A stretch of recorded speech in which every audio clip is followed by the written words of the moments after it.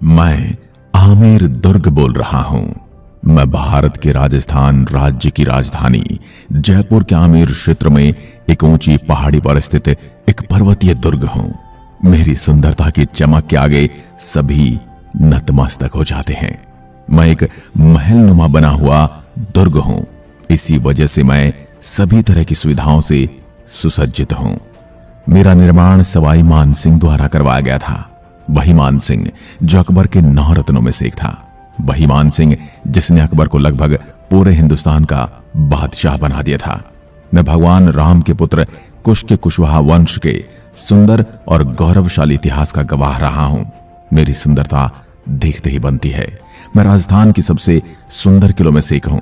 मेरे ऊपर हमेशा से ही मुगल साम्राज्य का हाथ रहा है। इस वजह से मेरे में मुगल स्थापत्य कला का भी सुंदर चित्रण देखने को मिलता है। मेरे ऊपर न के बराबर आक्रमण हुए हैं।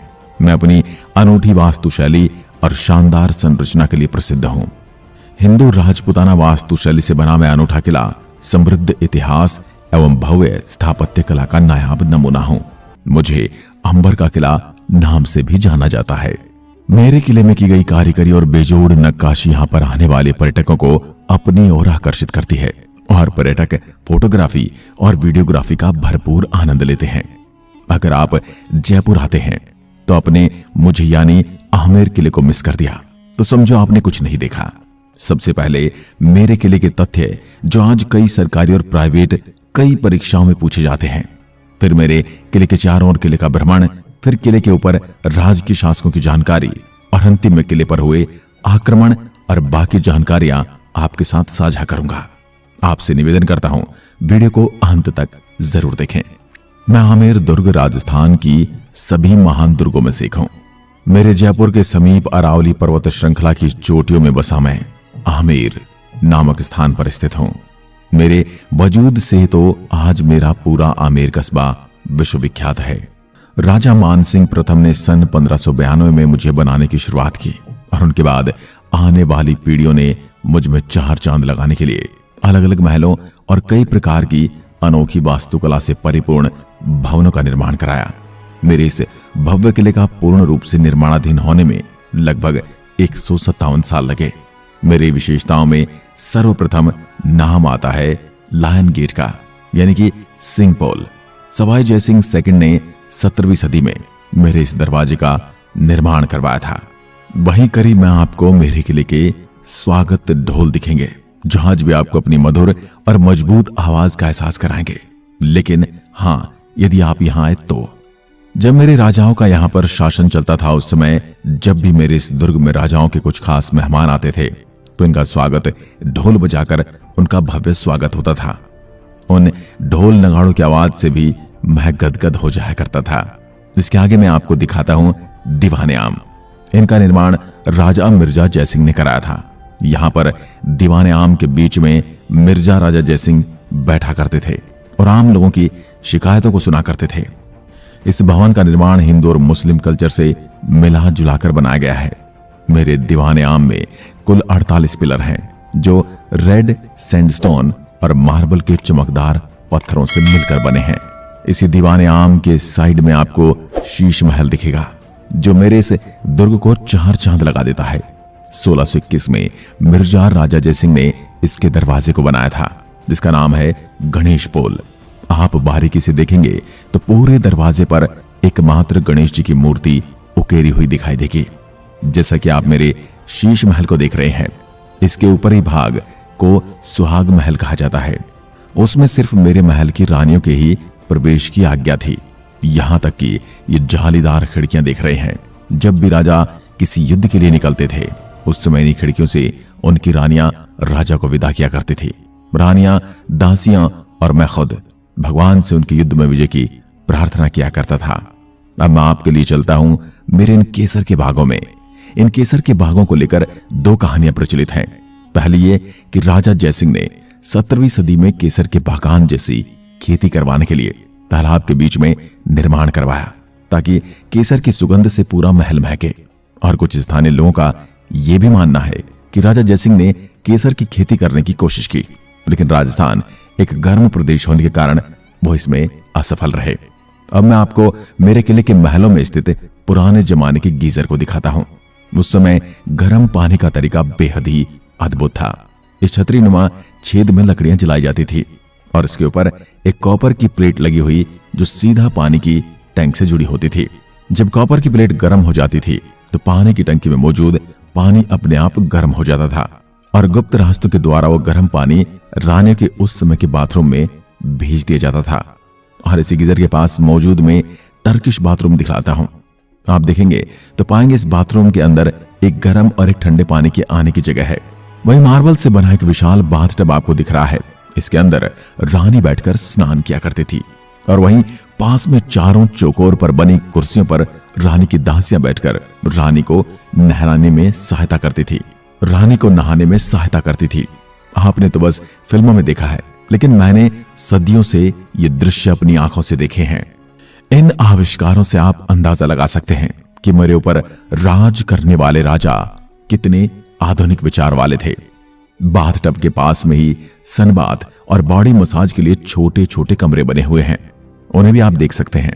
बाथरूम में जगह जगह साबुन और सुगंधित वस्तुओं को रखने के लिए ये स्थान भी आप मुझ में देख सकते हैं। बाथरूम के पास में ही उस समय के 99 टॉयलेट मेरे अंदर बने हुए हैं, जिनका इस्तेमाल राजसी परिवार किया करता था। मेरे दुर्ग के कई हिस्सों पर सोने को पिघलाकर कलर के साथ मिलाकर पेंट में इस्तेमाल किया गया है। इसका नजारा अद्भुत होता है।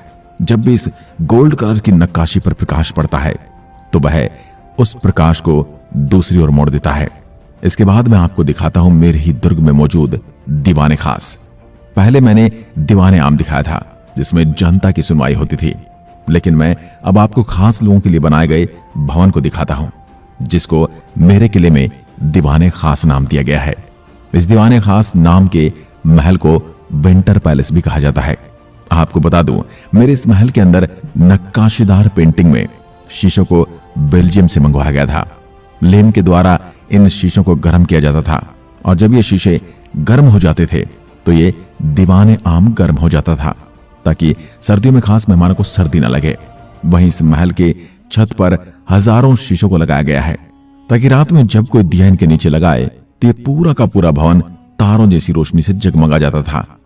उस एक दिए की रोशनी का प्रतिबिंब हर शीशे में दिखने के कारण तारों से भरा आकाश महसूस होता था। आगे चलते चलते मैं आपको मेरे महल में मौजूद 16वीं सदी का एक व्हीलचेयर दिखाता हूं। इस व्हीलचेयर को रानियां इस्तेमाल करती थी।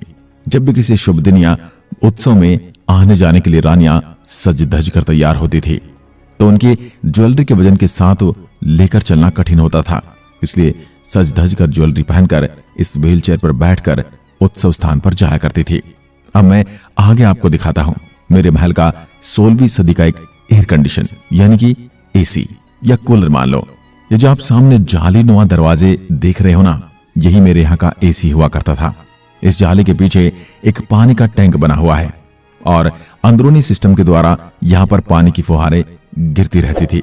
बाहर से इस जाली पर गर्म हवा आती और जाली के ऊपर पानी लगातार गिरने से वह हवा ठंडी होकर इस कमरे में दाखिल होती। इस वजह से यह कमरा लू से तपती गर्मी के हालात में भी मेरे यहाँ के शासकों को एसी जैसी ठंडक महसूस कराता था।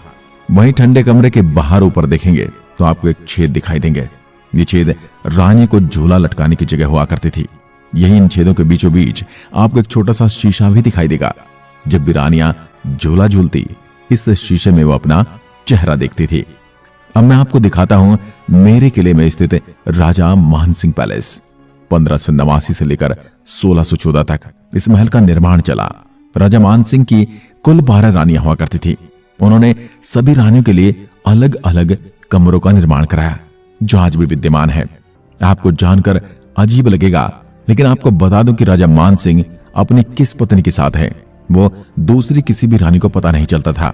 इसका कारण यह था कि राजा मानसिंह ने अपने कमरे से रानी के कमरे में जाने के लिए हर एक रानी के कमरे के लिए गुप्त द्वार बनवाए थे, ताकि राजा किस रानी के कमरे में जा रहे हैं वो किसी दूसरी रानी को पता न चले और उनके बीच में कोई झगड़ा न हो।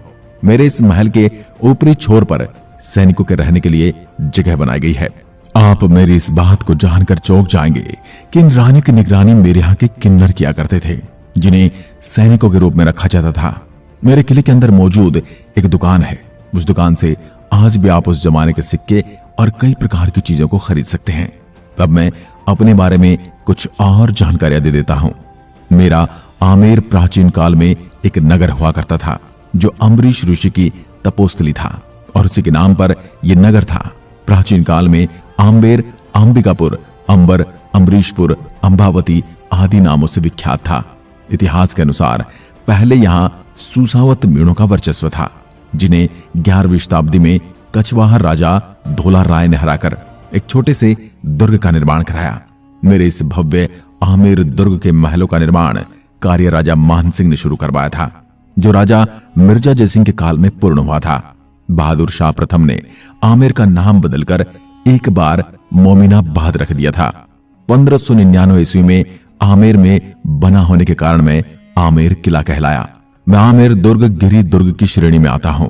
बिशप हैबर ने मेरे महलों की सुंदरता को देखकर लिखा है कि मैंने क्रेमलिन में जो देखा था और अल ब्रह्मा के बारे में जो कुछ भी सुना है, उससे ही बढ़कर है ये महल।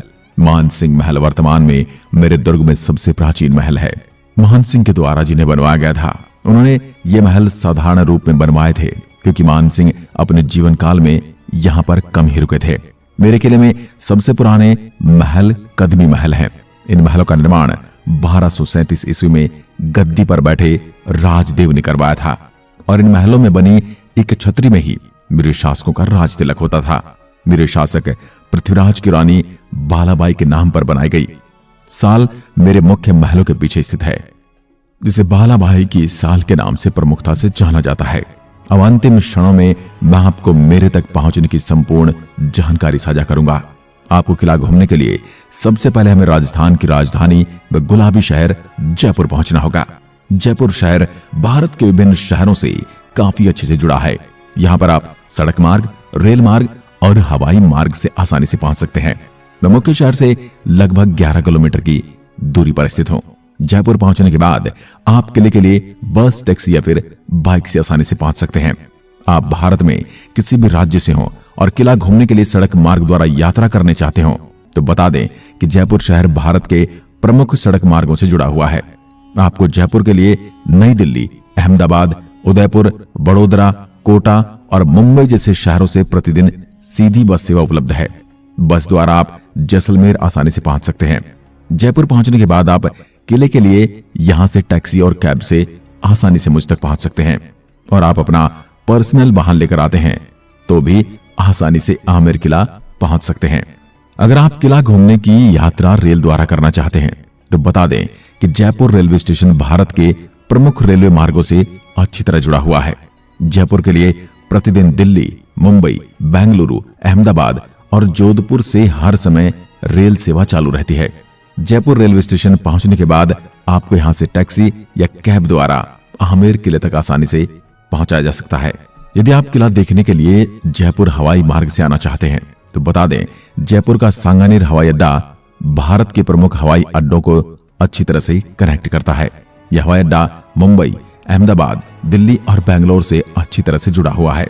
सांगानेर हवाई अड्डे से आमेर किले की दूरी करीब 27 किलोमीटर है, जिसके लिए किसी भी टैक्सी या कैब द्वारा आसानी से पहुंचा जा सकता है। तो मेरे प्यारे दर्शकों, क्या आप भी मेरे इस दुर्ग को घूमने आने वाले हैं? और यदि आप अभी तक नहीं भी आए हैं तो यह आत्मकथा सुनकर तो आपको अंदरूनी मन भी कह रहा होगा कि इस किले में एक बार जरूर जाएंगे। तो महानुभावों, मैं आमेर का किला आप सभी का अपनी बाहें फैलाकर हार्दिक स्वागत और अभिनंदन करता हूं। आप कब मुझे देखने आ रहे हैं, मेरे से रूबरू कब होने वाले हैं, जल्दी कमेंट करके मुझे बताएं और साथ ही दिखाइए गई जानकारी पसंद आई हो तो इसको आगे प्रेषित करने में जरा भी संकोच न करें और साथ ही चैनल को सब्सक्राइब कर बेल आइकन जरूर दबाएं। धन्यवाद।